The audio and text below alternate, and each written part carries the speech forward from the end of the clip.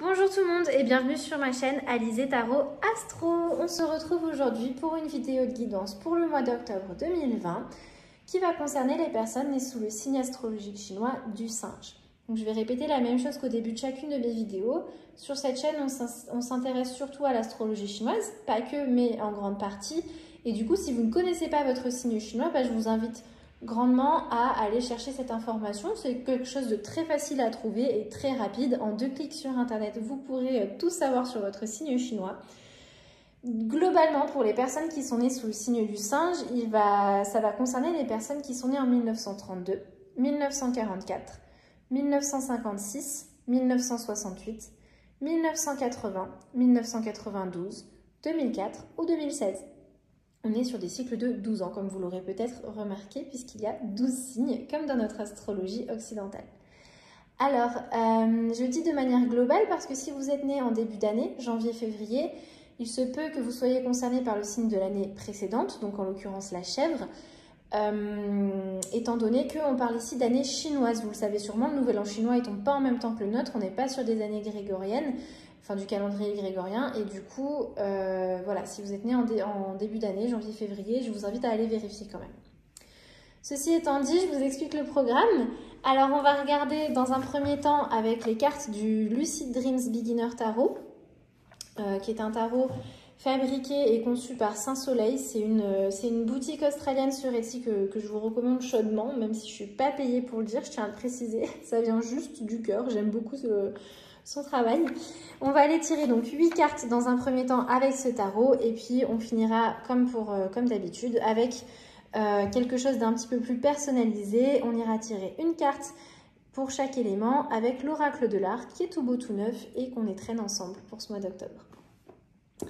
Allez, sans plus attendre, on se lance tout de suite dans la première partie du tirage, la partie un petit peu plus générale. Hop là. Allez, c'est parti.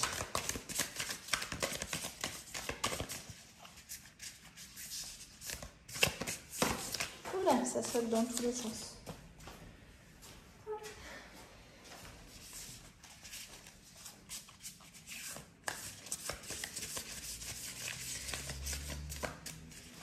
Allez, c'est parti.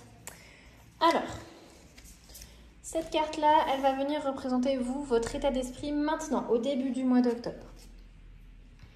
Ici, on ira voir un thème global pour vous qui va être important. Ici, on va aller voir un accomplissement.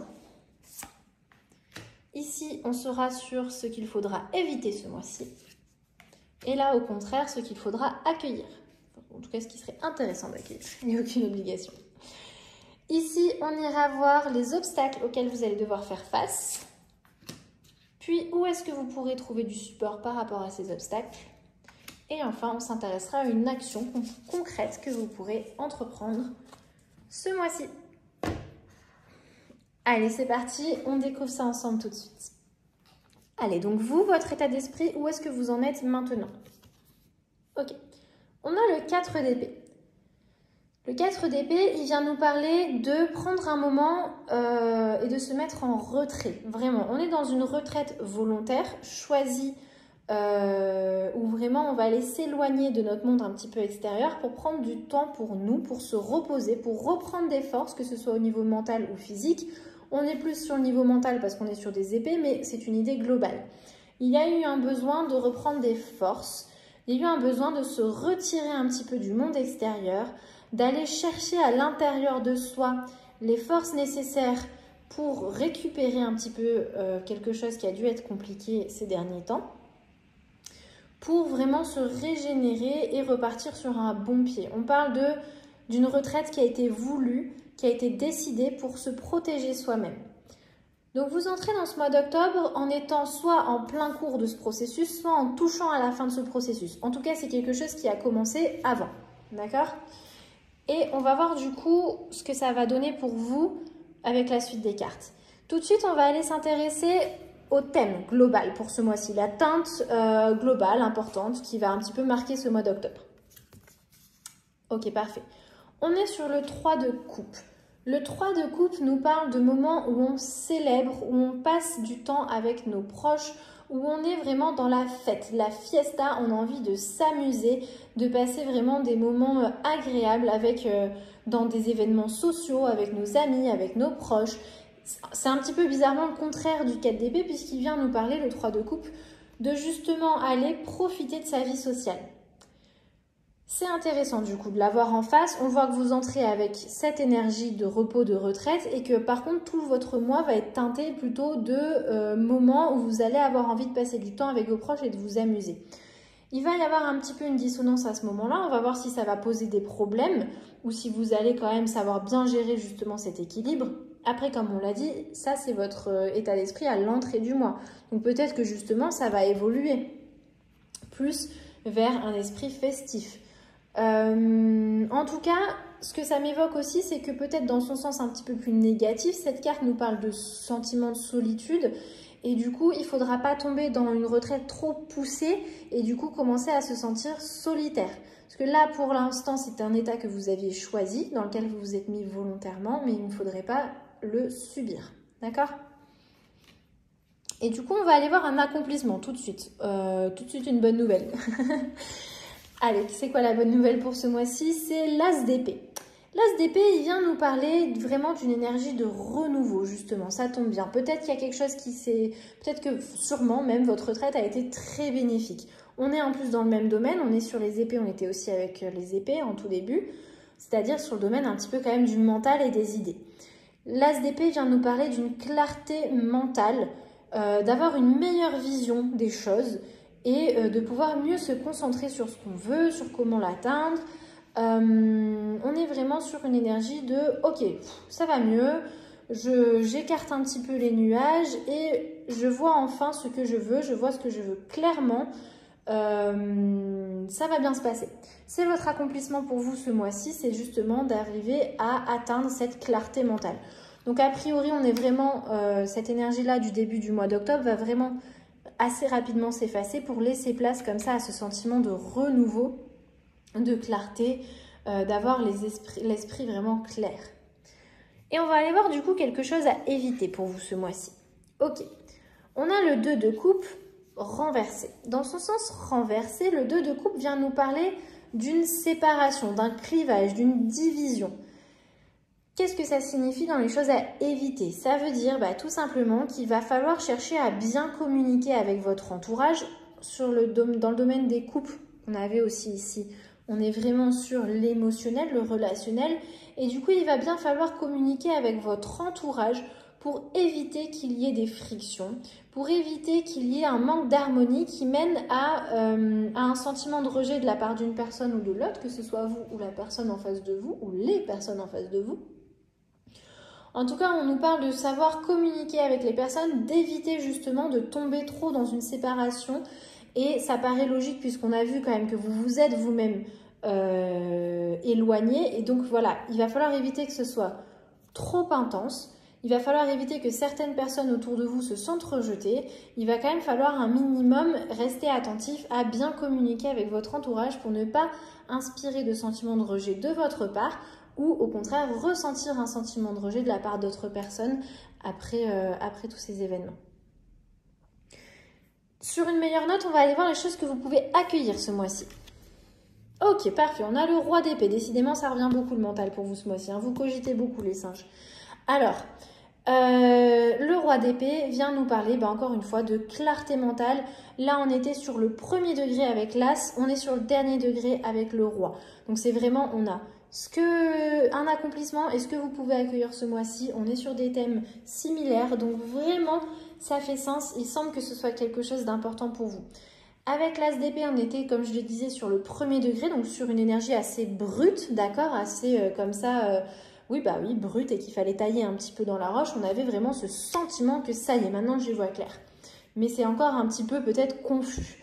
En tout cas, avec le roi d'épée, on arrive sur le degré le plus mature de cette énergie-là. Ça y est, c'est un petit diamant qui a été taillé pile à mesure. Vous savez exactement, vous voyez clair, vous vous sentez, vous avez confiance en votre intellect. Il est puissant, il sait où vous menez, vous lui faites confiance.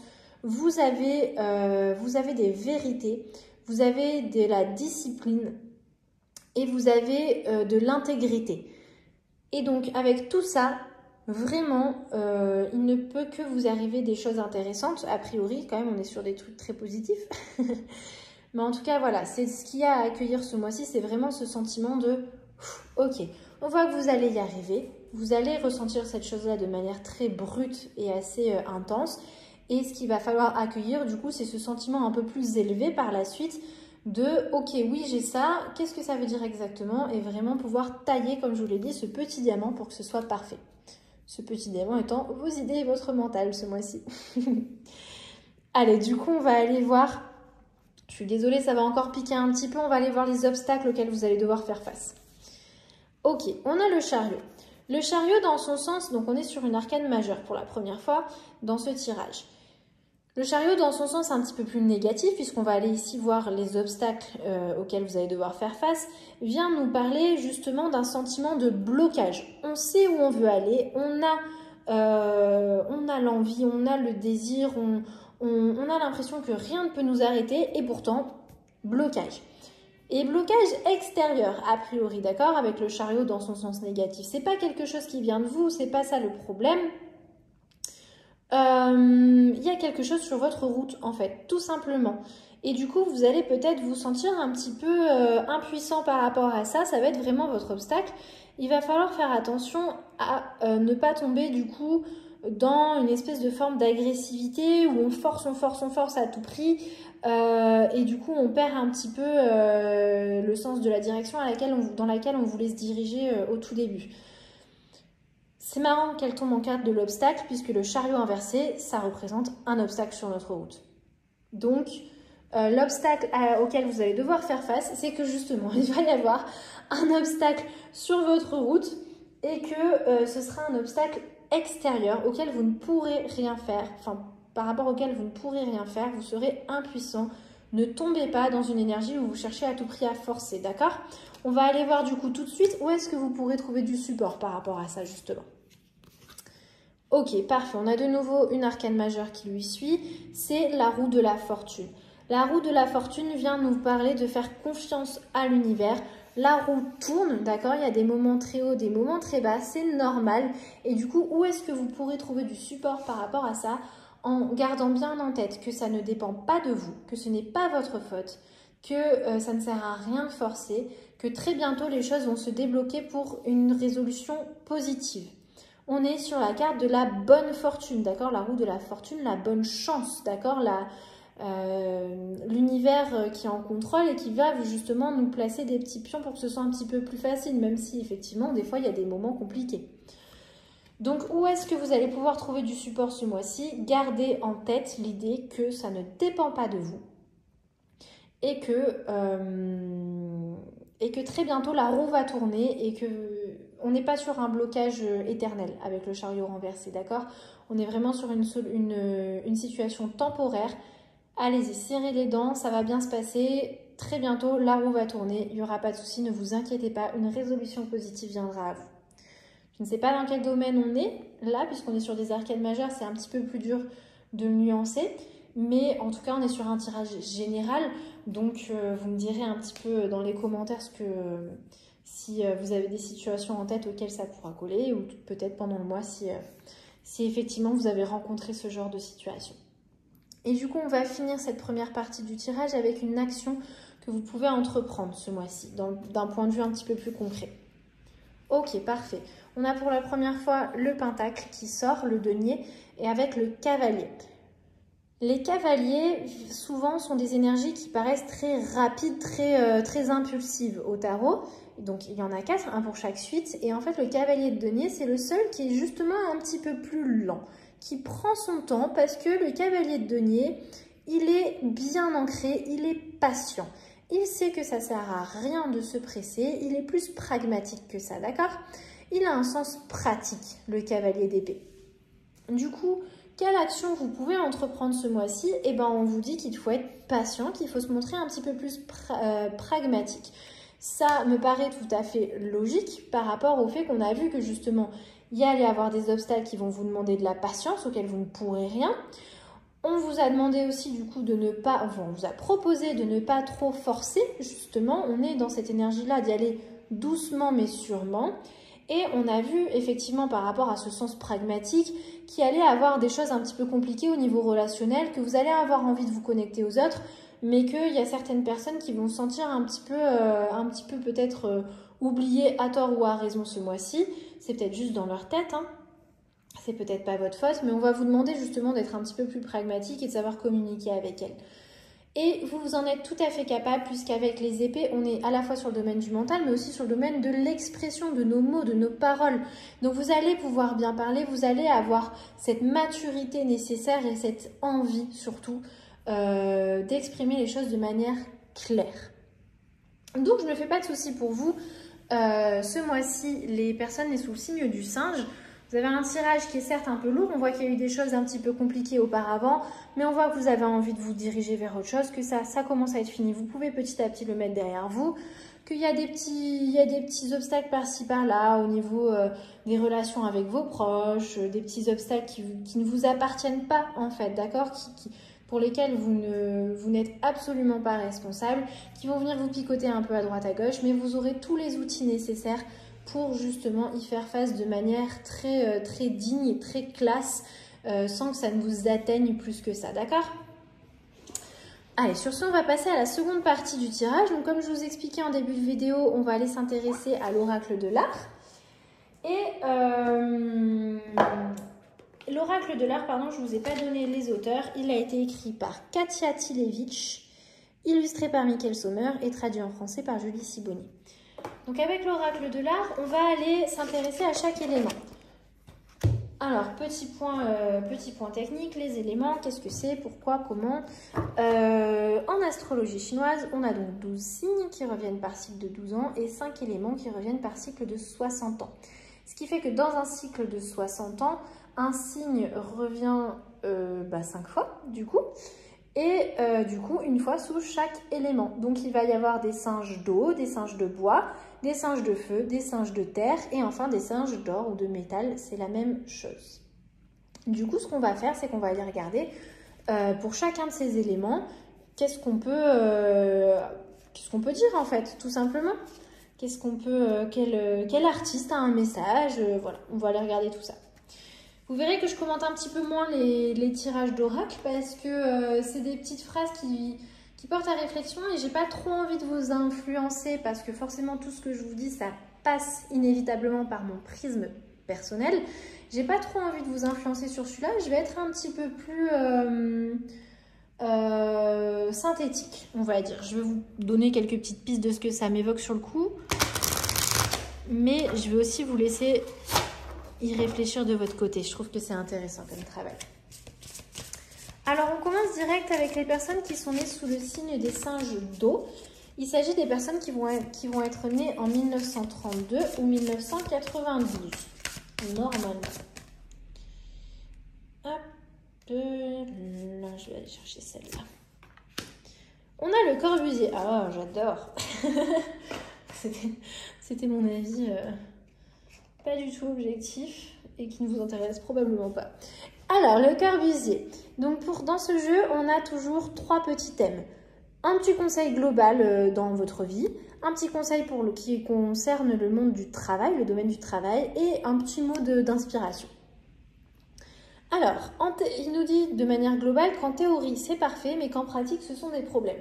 Effectivement, vous le savez aussi bien que tout le monde, que quand on planifie les choses, on a plein de bonnes idées, ça a l'air parfait, ça a l'air idéal, mais que qui dit se mettre en pratique dit qu'il y a toujours des problèmes. Ce que ça signifie aussi, c'est que tant qu'on mettra jamais les choses en pratique, c'est sûr qu'on rencontrera jamais de problème.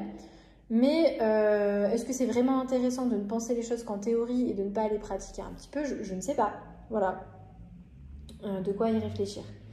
Dans le domaine du travail, il nous dit gravez votre nom dans le béton. Effectivement, c'était un peu sa marque de fabrique, le béton au Corbusier. On vient nous parler de faire des choses, de laisser une trace de votre travail, une trace pérenne, d'accord? N'ayez pas peur de faire des choses qui vont durer, tout simplement. N'ayez pas peur d'associer votre nom à des projets qui vous plaisent également. Voilà. Petit mot d'inspiration, jouez-la collectif. Allez, on va voir avec les singes de bois maintenant. Alors pour les singes de bois, il va s'agir des personnes qui sont nées en 1944 ou en 2004.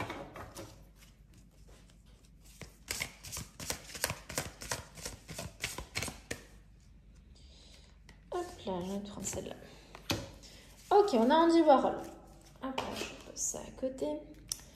Alors, Andy Warhol, qui est ressorti déjà quand même quelques fois ce mois-ci, vous n'êtes pas les seuls à avoir eu sa visite. Il vient nous proposer de retourner les codes, puisque de manière globale, il nous propose de manger le dessert en entrée. Déjà, ça annonce la couleur. On est sur tester des nouvelles choses qui sont parfois un petit peu... qui ne sont pas conventionnelles, on va dire. Mais pourquoi pas tenter en fait.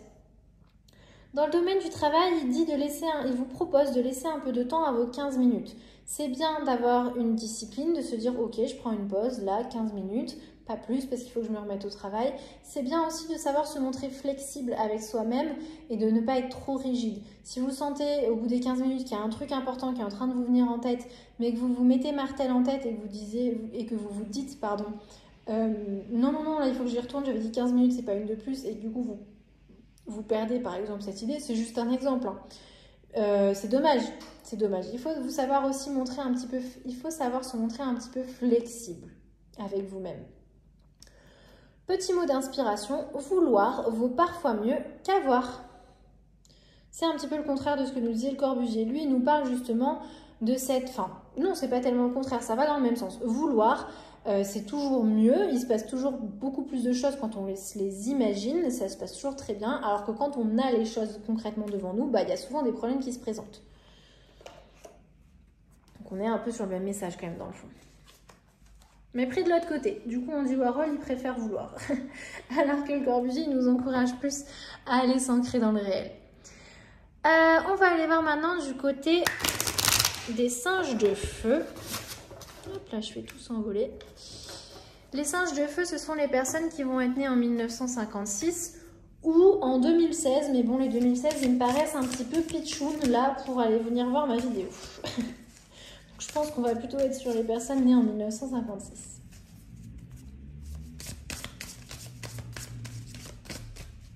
Hop là. Grayson Perry, dit-elle avec son meilleur accent. Alors, Grayson Perry, on va le dire à la française, vient nous proposer de manière globale d'aller gratter la surface jusqu'à avoir les doigts en sang. Grayson veut savoir, Grayson veut chercher la petite bête, quitte à ce que ça fasse mal. On est dans cette énergie d'aller chercher la petite bête, d'y aller jusqu'au bout. Bon. Si c'est pour finir avec les doigts en sang, est-ce que ça valait le coup? Je ne sais pas, vous me direz. Chacun voit midi à sa porte. Dans le domaine du travail, on nous dit que art ou artisanat, c'est une question de sens. Effectivement, où est-ce que se situe la limite entre les deux? Quand est-ce qu'on parle d'artisanat et quand est-ce qu'on franchit la limite pour parler d'art? C'est une réponse qui sera différente pour tout le monde. Voilà, on nous parle un petit peu de ce côté subjectif, et d'aller chercher justement à s'interroger sur la différence entre les deux. Petit mot d'inspiration, soyez novateur, mais à l'ancienne. On nous parle ici d'avoir des nouvelles idées, mais de ne pas rejeter en bloc les anciens systèmes, parce qu'il y a des choses peut-être très bonnes à en prendre. Voilà. Allez, on va aller voir maintenant avec les singes de terre, qui, quant à eux, sont nés en 1968. Hop là.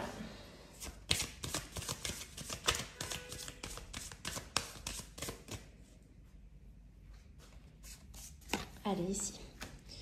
Alors, Miss Van der... je ne sais pas parler hollandais, je crois que c'est. Bon, voilà, vous avez le mot sous les yeux. Je vous invite à aller faire vos recherches de votre côté, parce que j'avoue que je ne sais pas qui c'est. Ça m'a l'air d'être un architecte vu l'image derrière, mais je ne veux pas dire de bêtises. Voilà, c'est le moment où je passe un peu pour l'inculte du coin. Alors, il vient nous proposer de manière globale, il vient nous dire qu'on vit plusieurs vies dans une vie. Effectivement, c'est normal. On retrouve cette idée de la roue de la fortune. Les choses changent. C'est tout à fait normal, d'accord? Dans le domaine du travail, il nous dit que toute bonne idée mérite un bon aphorisme. D'accord? On est sur cette notion d'aller chercher justement à expliquer ce que l'on ressent, à aller justement exposer les choses de manière claire. Petit mot d'inspiration, trouvez-vous un pseudonyme en Vander. Ouais, pourquoi pas, c'est vrai que ça fait classe. Allez-y, lâchez-vous. Allez, on va finir du coup avec les singes d'or ou les singes de métal selon l'appellation.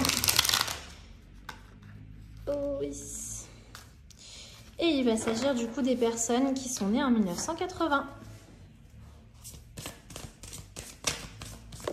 Oula, je fais tout bouger. Hop là, j'ai envie de prendre celle-là. Allez, Gelo Boetti, dit-elle cette fois-ci avec son meilleur accent italien. Il vient nous dire, sachez que vous n'êtes pas. Ok, bon, bah, merci, si tu le dis. Ouais, bah, je ne commenterai pas beaucoup plus. Dans le domaine du travail, trouvez de la clarté dans le désordre. D'accord? Il n'y a pas de mal à être un petit peu chaotique et on peut en tirer de très bonnes choses. Allez chercher de la clarté dans votre désordre, d'accord? Ne rejetez pas en bloc. Petit mot d'inspiration, il n'y a pas qu'une façon de lire une carte. Qui est intéressant du coup et ce qui revient à ce que je vous disais juste avant de commencer.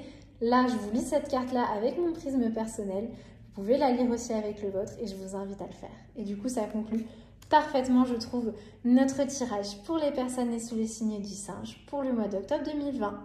Si ça vous a plu, je vous invite à liker cette vidéo, à partager, à vous abonner, mais surtout à commenter s'il vous plaît. J'aimerais beaucoup avoir de vos retours, j'aimerais beaucoup qu'on discute dans cet espace qui y est dédié. Moi, je vous remercie d'avoir regardé jusqu'au bout. Je vous dis à une prochaine. Portez-vous bien. Salut!